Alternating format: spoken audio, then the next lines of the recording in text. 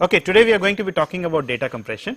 We will begin with what the idea behind file compression is, and then we are going to talk about Huffman tries, which is a way of doing data compression. Okay, and we are going to see how abracadabra translates into the sequence of zeros and ones, right. So what is file compression? So text is usually stored as if you have a piece of text, it's stored as bits in your computer, right. And what is typically done is that for each character you have a what's called an ASCII code, right. So if you were to go into a Unix shell and type man ASCII, then that will give you the ASCII code for all the various characters, right. The ASCII code is an 8-bit code, which means that for every character is stored as 8 bits. Okay. So this is what is called a fixed length encoding. Why fixed length? Well, because for each character I have the same number of bits. Yeah.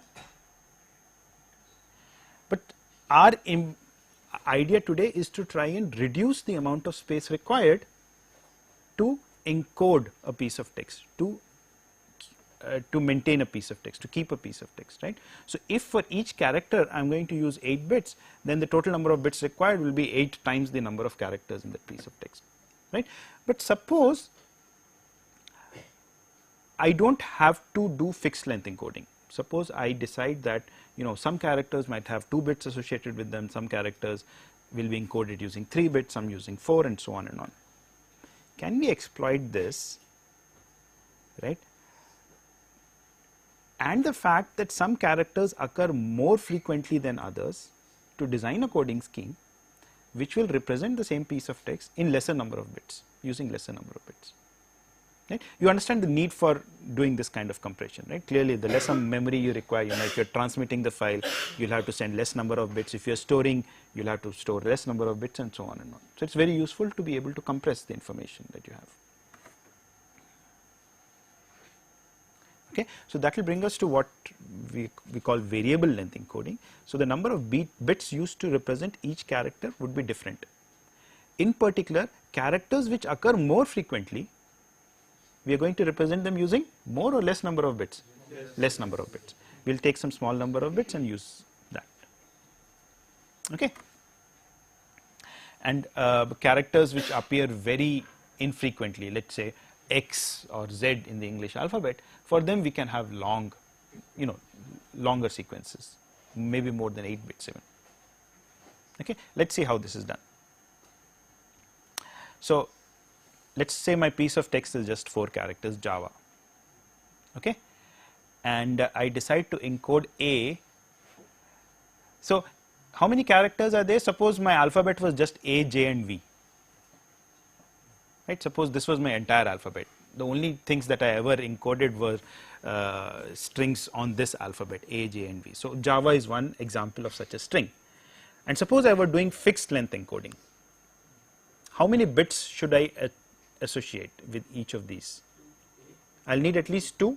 I can't do with just 1, right, because there are 3 different characters and there are only 2 possible values if I chose 1 bit. So I need at least 2 bits, and if I take 2 bits, then how many bits do I need to represent Java? 2 times 4, 8, as straightforward as that.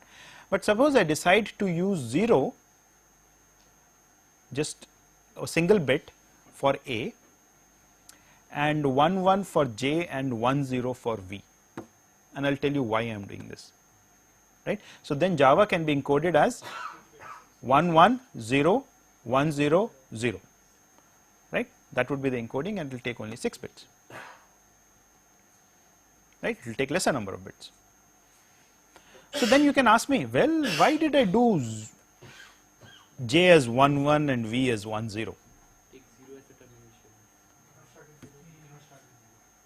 I cannot start with 0, but why don't I have J equals 1 and V equals 1 0? Okay, let us see. So the problem with variable length encoding is that of decoding. How do you decode? Given a sequence of bits, okay, you want to decode it uniquely into, so suppose I gave you the sequence of bits, then you should be able to retrieve Java from this. Yeah. I also of course told you what the codes were. You should be able to get back to Java. So suppose for instance I had used this as my encoding. Okay, for A I use 0, J is 0 1, V 0 0. So still it should take 6 bits only, and the encoding would be 0 1 0 0 0 and 0. Now from here can I get back to Java given this code? So well 0 0 1, well what can it be? Can it could be either a or it could be a J. Huh? Why it has to be a J? Because they are using this 1. Okay, चलिए मान लिया, पर इसके आगे क्या करेंगे? ये 4 zeros का मतलब क्या है? Right? It could be Java, it could be JVV, or it could be Java. Right? So ambiguous. You see the problem, right? If you were to use variable length codes, then you could have this problem of ambiguity while decoding. So you have to be careful when you are using variable length codes. This problem would not arise when you had fixed length codes. You understand why? Because you will take those many bits and then determine what exactly the character was. So to prevent ambiguities in decoding, we will ensure that our encoding satisfies what's called the prefix rule, which is very simple. It says that no code is a prefix of another code. By code I mean the bits I use for a particular character. So जैसे ये जब when this was our code, so you can see 0 was not a prefix of either J or V, and J and V were also not prefixes of each other. And so the encoding arising out of this would be unambiguous, and we will see an example to show that, to illustrate that. But the encoding arising out of this will be ambiguous, right, because A is a prefix of these, right, and you will see as soon as I show you an example what I am trying to say, but you understand what the prefix rule is, right. So if your code satisfies the prefix rule, then decoding will be unambiguous, but if it does not, then you will have ambiguities in your decoding.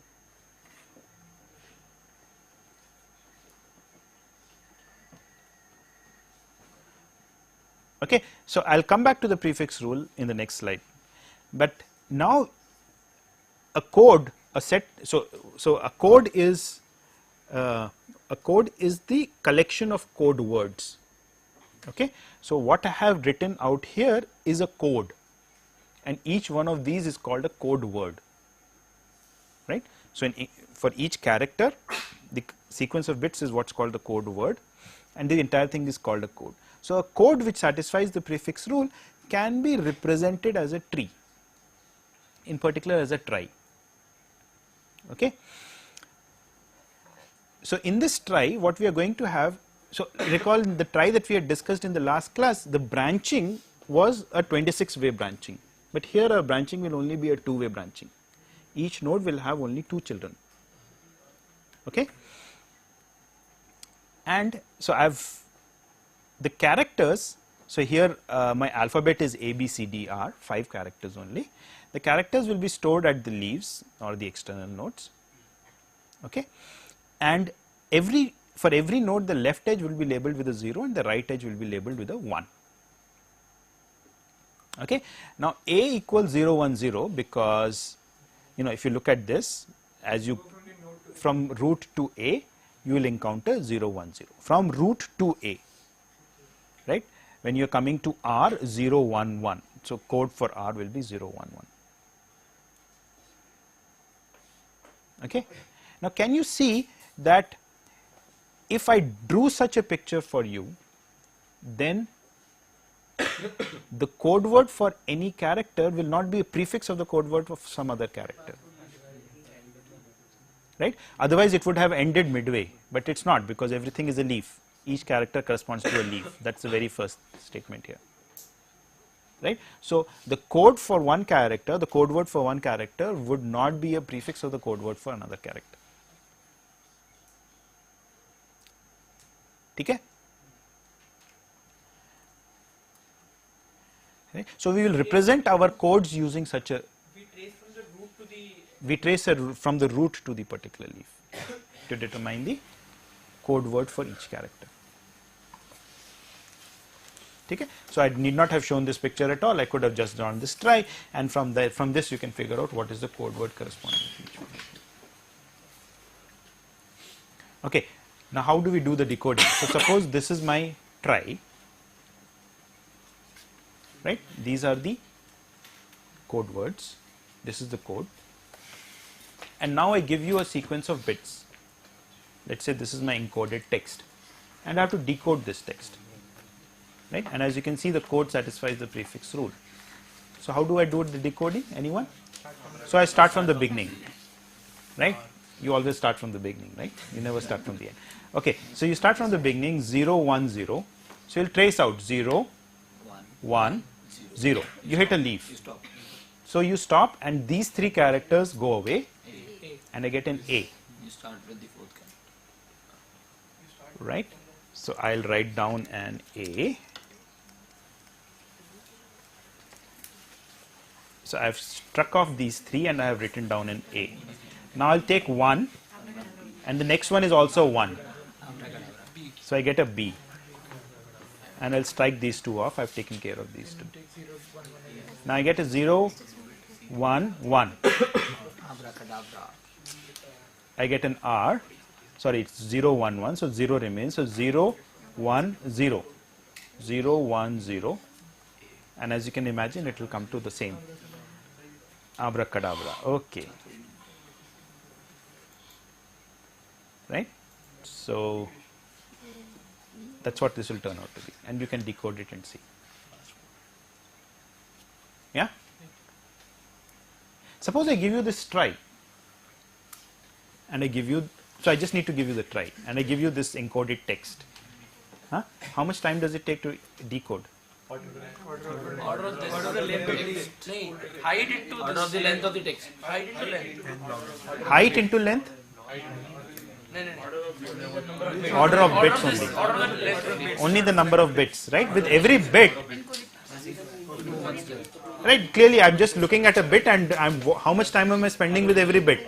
1 unit of time, right? I just look at that bit and go down one level in the tree maybe. That's all.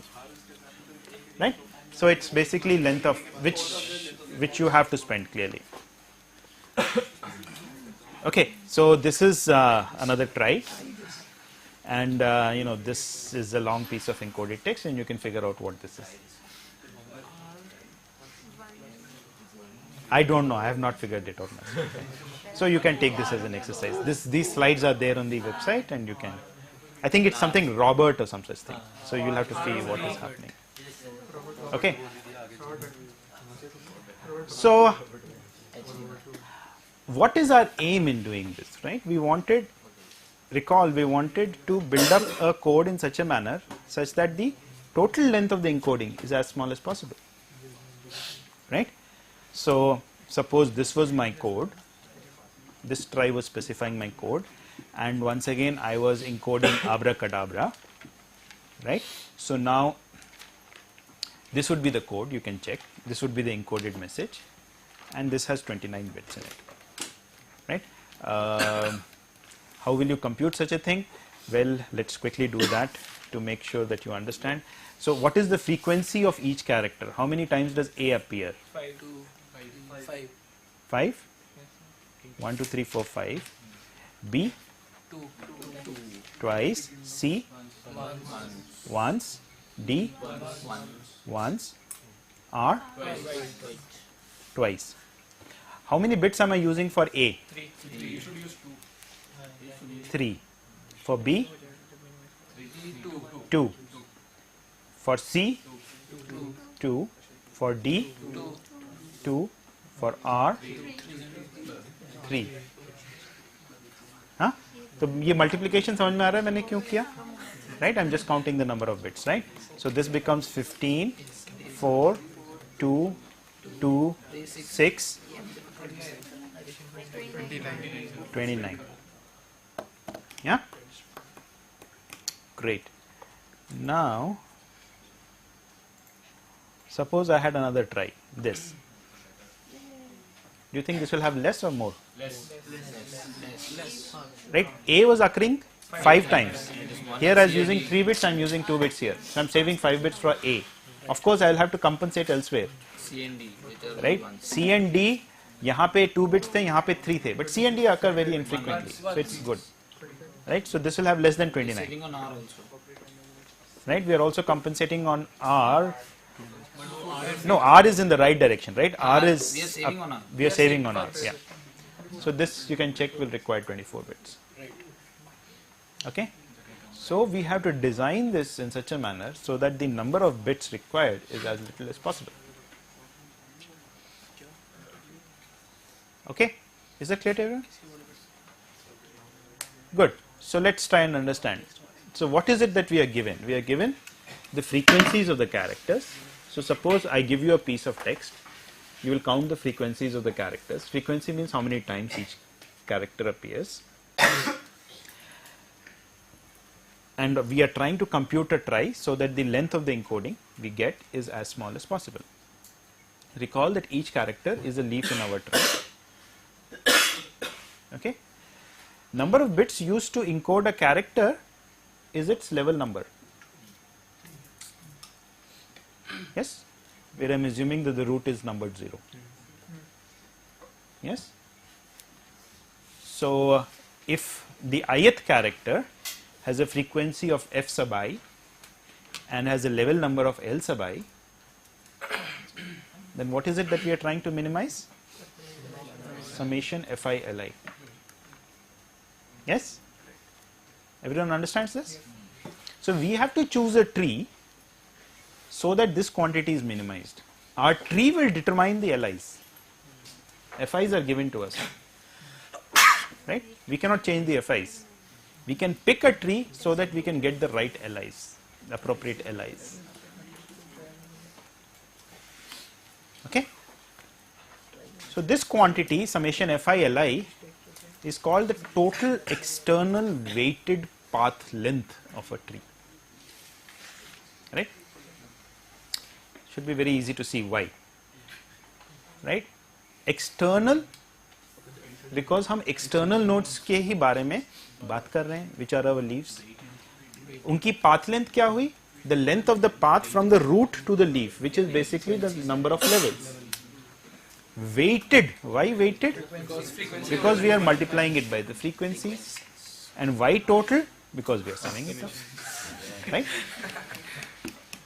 So we are viewing each leaf as having a weight which is equal to the frequency of the corresponding character. Right? The weights in this weighted correspond are referring to these frequencies Fi.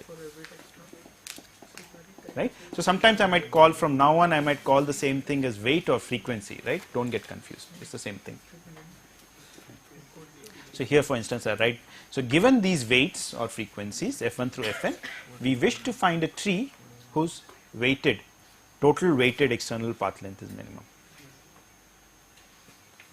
Right? That's what we want to do.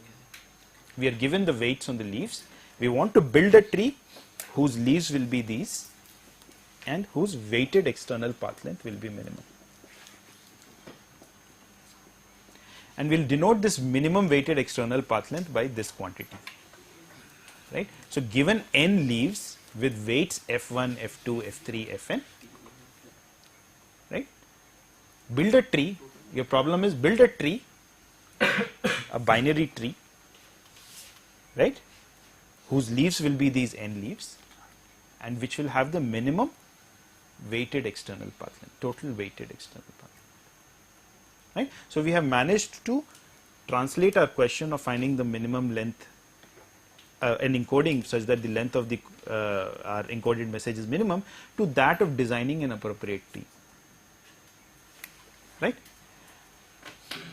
Okay, one thing I am going to assume is that when I write it in this way, F1 is smaller than F2, right? These are in increasing order. Okay, so now let me show you what the algorithm is. So once again my text is the same, abracadabra. There are 5 characters and I have put down the frequency of these 5 characters. Right? At the very first step what I am going to do, so I have put red boxes around them. These will have to be the leaves of my tree. Right? Now what I am going to do at the very first step is I am going to take the 2 with the smallest value, which are the ones and the ones. Right? These are the two smallest ones. And I'm going to combine them. How am I going to combine them? I'm going to create another node. So I'm building up the tree now. Right? These are my leaves. So I can make another node as the parent of these two. And this node gets a value of a weight of the sum of these two. Okay? And now these two will disappear from the picture and I will just be left with 4 nodes. And I will repeat the process on them. So what's the process? Take the two smallest Add the frequencies and make them combine them together into a node. And combine them together into a node. Take the two smallest and combine them together into a node, and when you combine, you basically sum up their weights. So at the next step, we have an option. We can either combine B and R, or we can combine R with this one that we just created. Let's see which one I take. I decide B and R to be combined into one. Right? When you have an option, you can pick whichever you feel like. Right? So they have combined into one, and now I'm left with only 3 nodes. ठीक है? कितनी बार मुझे ये काम करना पड़ेगा? How many times will I have to do this process? If I started off with n leaves, how many times will I have to do this process? n by 2? Every time you are reducing a node by 1. Yes? तो कितने times करना होगा? n minus 1 times. ठीक है? Not n by 2 but n minus 1 times. Exactly. There's no, right? Now which will we combine? 2 and floor clearly, right? Because they are the two smallest ones. So we combine them into one, we get a 6, and then finally we have only 2 nodes left, 5 and 6, so they will get combined. This is the picture. We'll combine them into one, and this is 11, right? And now how do I label? I can just label whichever way I like. It really does not make a difference. देखिए, length of the encoding was not determined by ये 0 है या 1 है. It was determined by the depth of this thing. So एक तरफ आप 0 label कर दीजिए, एक तरफ आप 1 label कर दीजिए. ठीक है? So this becomes my encoding now. Right? And the claim is that this is the best. This will give you the same minimum. Right? Whatever was the minimum for abracadabra will be achieved by this. As you can see, A, which was occurring 5 times, is getting only 1 bit. Yeah? So it looks like it's doing the right thing. Okay, so this is our final try. This is my text. This is the corresponding code. As you can see, for A you have 0, for B you have 1, 0, 0, so the next 3 characters. For R you have 1, 0, 1, the next 3. For C you have, for A you have a 0, for C you have 3, and so on and on. There should be a gap between this 1, 0, 1 and 0 because this A corresponds to last. And these are only 23 bits. Right? This is even better than the previous code I had shown you, which was 24. And this is the best possible, which is what we'll argue in this class. कि आप इससे better कर ही नहीं सकते. ठीक है? Sir level 2 और 3 उसमें खाली छूट गए थे. किसमें? इस वाले में level 1 and 2 on the right side, वहाँ पे B और C D अगर एडजस्ट हो जाता तो maybe it could have been even better. सी यहाँ एडजस्ट हो जाता तो किसी तरह. हाँ मतलब अगर होता, मतलब you are saying this is the best possible. तो नहीं हो सकता है. नहीं हो सकता. ठीक है? Let's see, we can maybe, so let me take another example, and let me take the same example and then build another try. Right? Why will how can I build another try? You recall that there was an option at each point. Let me take the other side of the option. Let me see what try I get now. Right? So यहाँ पे minimum 2 थे, अब मेरे पास यहाँ 3 2s हैं. तो पहले मैंने इन दोनों को कंबाइन किया था. मैं इन दोनों को भी कर सकता हूँ.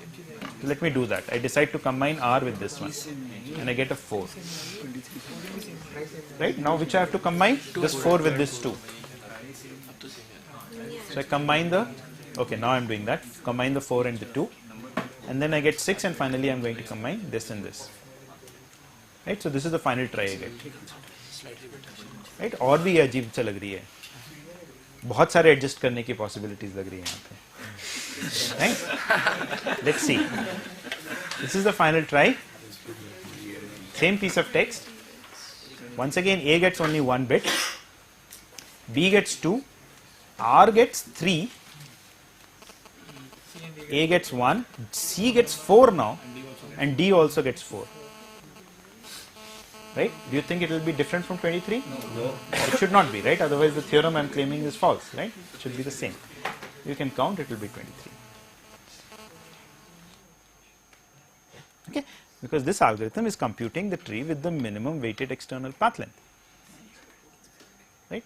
And since it's the minimum, it cannot be smaller than the other one or larger than the other one, because they are both the minimum. Okay, so we now need to argue correctness. Why is this computing the minimum? Who said it's computing the minimum? So why does this algorithm compute a tree with the minimum weighted external path length? Right? There's no reason to believe. It's too simple to do anything useful, right? So let's see what the argument for this will be. We'll be proving it by using induction on the number of leaves, which is the same as the number of characters, right? So suppose I gave you only 2 leaves, then what is this algorithm going to do? It will just combine them into one, and so it will basically give you a tree with the 3 nodes, one root, and this will be 0, and this will be 1, and this will be something, and this will be something, and clearly it's using 1 bit for each of the character. You cannot do better, right? You cannot pick 0 bits for a character. Okay?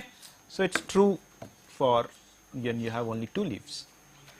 So we are going to assume that the claim is true when you have n-1 characters or leaves, and we are going to show that it's going to be true when you have n characters or leaves. So when we have n characters, what are we doing at the very first step? We are taking the 2 characters with the smallest frequencies and combining them into one, so to say, right?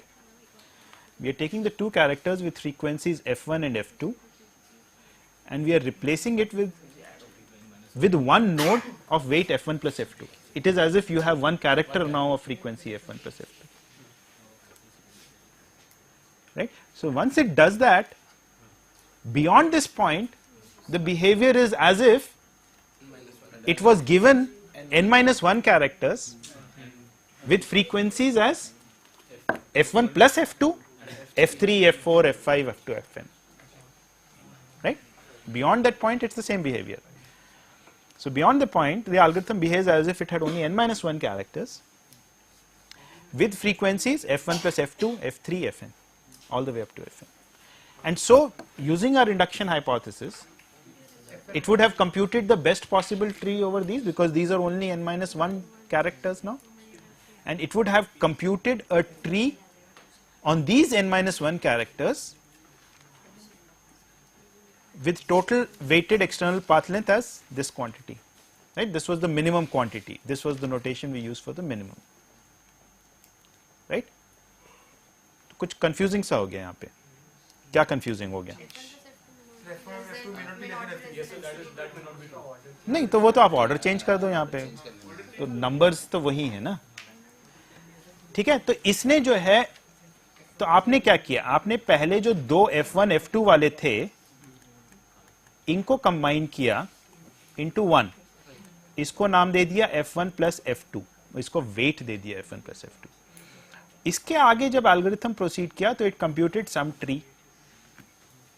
इस tree का, ये वाला जो tree उसने compute किया है, इसका total weighted external path length इस क्वांटिटी के बराबर है. किसका? इस ट्री का.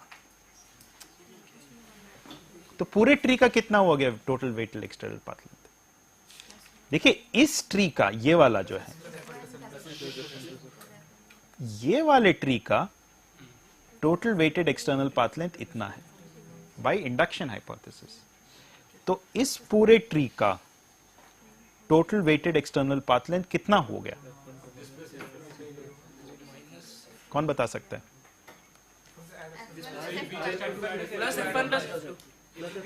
देखिए, बाकी जो नोड्स थे उनका तो लेवल नंबर कोई चेंज नहीं हुआ,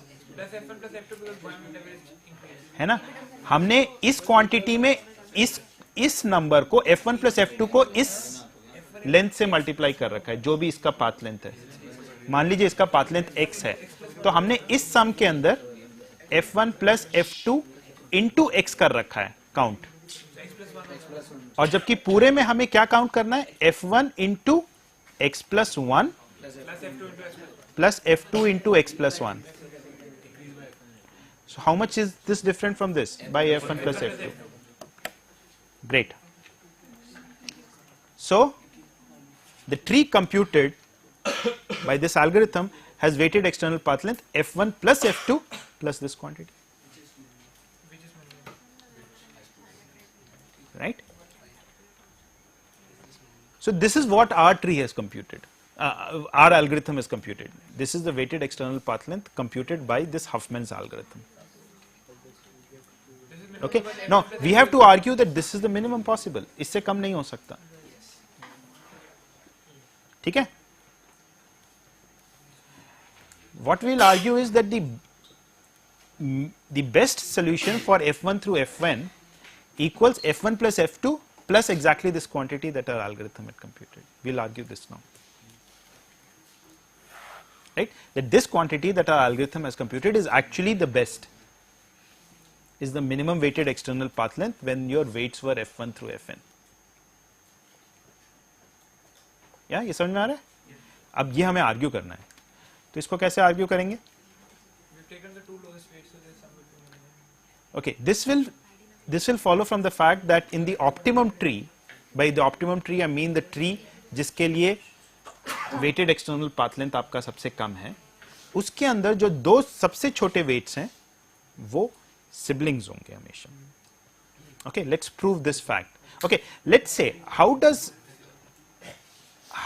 this, so suppose this fact is true, how does this imply this?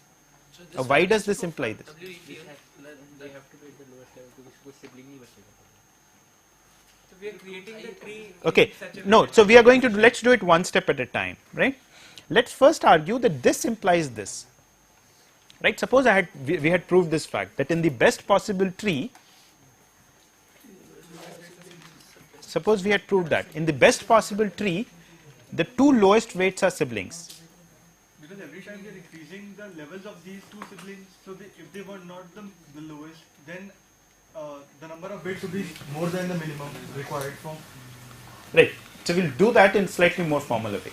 Right. So let's assume that they are siblings. The two minimum are always siblings. Let's argue that if this is true, then it implies this. Right. So we have the best possible tree, और जो दो minimum हैं, they are siblings. Sir ये तो हमने माना ही था when we were जब इसमें रूल ये तो रूल में था, बट ऐसा जरूरी, हम यही तो आर्ग्यू कर रहे हैं कि हमारा रूल बेस्ट है, बट ऐसा जरूरी नहीं है, राइट? तो अब ये हम प्रूव करेंगे कि ये बेस्ट ट्री में हमेशा ऐसा होगा कि जो दो मिनिमम होंगे वो सिबलिंग्स होंगे, व्हिच मींस उनका पेरेंट एक होगा. ये अब हम प्रूव करेंगे. पर अगर हम इसको प्रूव कर देते हैं, why does it imply that we have found the best?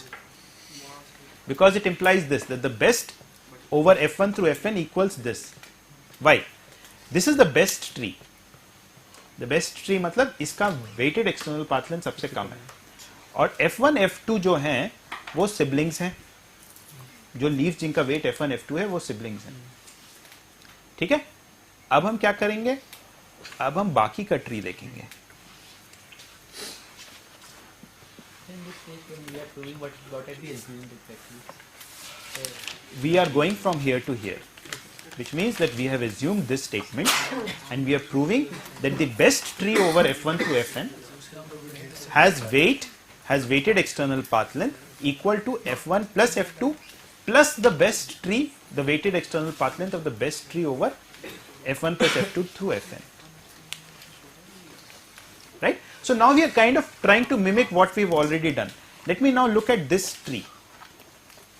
Okay, so for this entire tree, iska weighted external. Okay,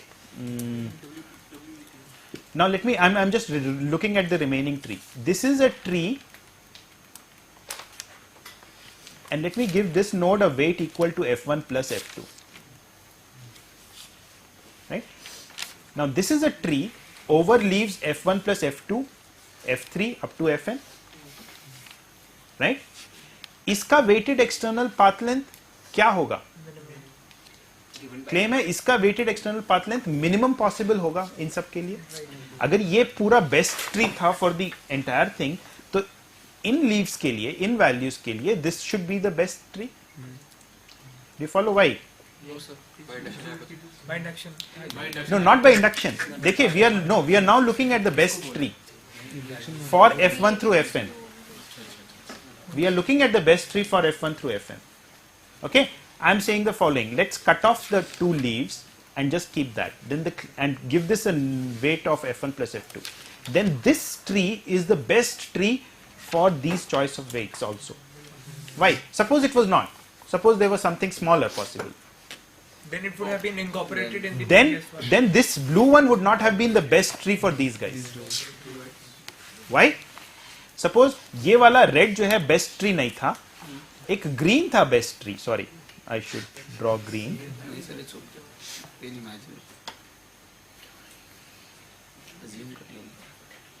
okay, let me now draw in green. Suppose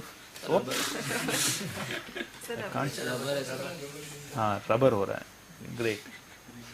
suppose there was a green tree which was the best tree, and तो best tree है तो उसकी एक leaf जो है f1 plus f2 है. ये वाली, ये ग्रीन से दिख नहीं रहा है.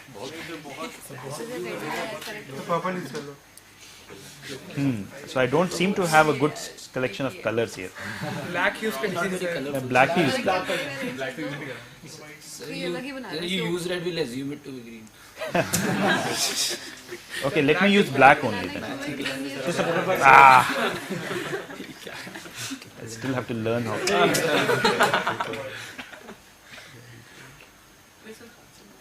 Right? So suppose this black tree was the best, better than this red one. तो अब इसका मतलब इसका वेटेड एक्सटर्नल पाथ लेंथ इस ब्लैक ट्री का इस रेड ट्री के से कम है. अब मैं क्या करूंगा, ये जो नोड जिसका f1 प्लस f2 था, इसके दो चिल्ड्रन बना दूंगा, f1 एंड f2. राइट? तो इसका मतलब अब ये जो ट्री मैंने बनाया है, इसका वेटेड एक्सटर्नल पाथ लेंथ ये ब्लू वाले से कम हो गया. नहीं समझ में आया? देखिए, let me repeat the argument. ध्यान से सुनिए. हमारे पास ये ब्लू वाला ट्री था जो आपने कहा कि बेस्ट ट्री है. ठीक है? इस फैक्ट से कि बेस्ट ट्री के f1 और f2 जो है सिबलिंग्स होंगे बेस्ट ट्री में, राइट? तो इसका मतलब f1 f2 बगल बगल है, तो उनका एक पेरेंट है. हमने ये दोनों हटा दी और f1 प्लस f2 इसको नाम दे दिया. अब हमारे पास कितनी लीव्स बची? n-1 लीव्स बची. हमने कहा कि यही जो ट्री था, ब्लू ट्री, जो बाकी बचा उसको हमने रेड कलर कर दिया. इस ट्री को, उसको रेड नाम दे दिया. This tree is the best possible tree when you have leaves with weights f1 plus f2, f3, f4, f5, f6. This is the best possible tree. Right? आप कह रहे नहीं, ऐसा नहीं है. अगर ये वाले वेट्स होंगे हमारे, तो ये एक ब्लैक ट्री है जो बेटर है. तो मैंने कहा ठीक है, चलिए मैं आपका ब्लैक ट्री लेता हूं. उसमें जो नोड f1 प्लस f2 जिसका वेट है, उसके मैं दो चिल्ड्रन बना देता हूं, f1 और f2. अब ये ट्री जो है इन्हीं लीव्स के ऊपर हो गया, f1 f2 f1 लीव्स पर हो गया. ठीक है? क्योंकि f3 टू fn तो ऑलरेडी लीव्स हैं इसमें, f1 f2 और आ गए. अब इसका जो है total weighted external path length इस ब्लू वाले से कम हो गया. कम हुआ कि नहीं? देखिए, ये ब्लैक वाले का इस रेड वाले से कम था, और ब्लू और रेड कितने में डिफर कर रहे हैं? f1 प्लस f2 में. और ये ब्लैक और ये जो मैंने अब ऐड किया, ये कितने में डिफर कर रहे हैं? f1 प्लस f2 में.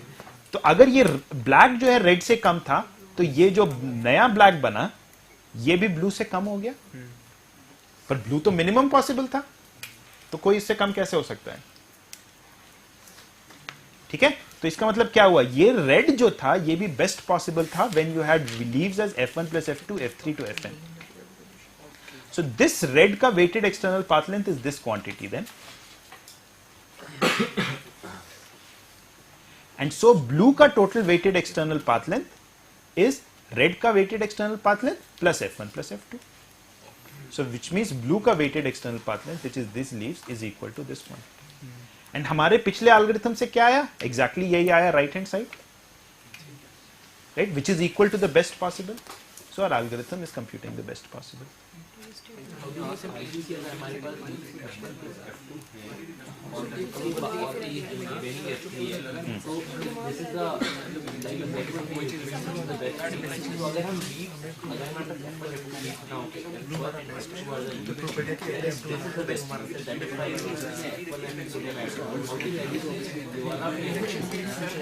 This would be right. So if this black is better than the red, then what have I done? I have only increased the black by a quantity equal to F1 plus F2. While this blue also differs from the red in only this quantity F1 plus F2. So if this black is better than this red, then this bigger black is also better than the bigger blue, which violates our optimality. Okay? So this statement here implies this. But why is this statement true? Why should it be the case that in the optimum tree, the leaves with the two lowest frequencies are siblings? Why should this be true? Because we need to minimize F1 plus F2. Why should it be true that the leaves with the two lowest weight should be siblings? They should be having the maximum path length. Okay, what can you say about, yeah, good. So they should be at the, Having the maximum path length. let's take the leaf with the lowest weight.